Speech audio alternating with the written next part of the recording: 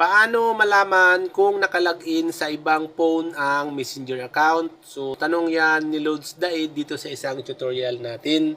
So, ganito po Lods ang gawin mo para po malaman mo kung may ibang gumagamit or kung nakalagin po ang inyong Messenger account sa ibang cellphone. Open mo lang po ang iyong Messenger. Dito sa iyong Messenger, pumunta ka dito, click mo tong tatlong slash na yan.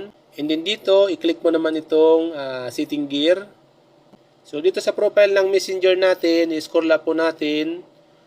Hanapin po natin itong account center. Kung wala pong account center ang inyong mga Messenger, i-update nyo po. I-click nyo po itong see more in account center.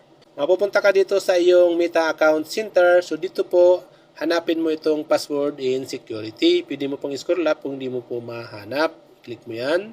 Dito sa password and security, i-click natin itong, i-open natin itong where you login. And then dito po sa where you login, kung mayroon pong ibang account yan mga lodis, piliin po natin yung messenger po natin or yung may logo po ng Facebook. Ayan po, minsan po kasi may Instagram yan kung meron tayong Instagram or kung meron pong ibang nakasave na account dyan na Facebook.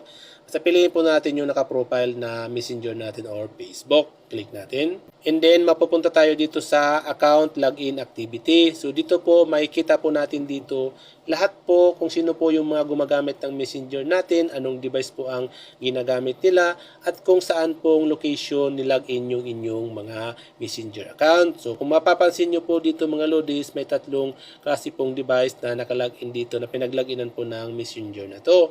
Ngayon kung mayroon pong device dyan na hindi nyo po kilala or hindi po sa inyo, ang gawin nyo po katulad nito, halimbawa yan, i-click nyo lang yan, and then i-click nyo po itong log out button. Ngayon, malalog out po yan doon mga lodis, automatic malalog out yan doon.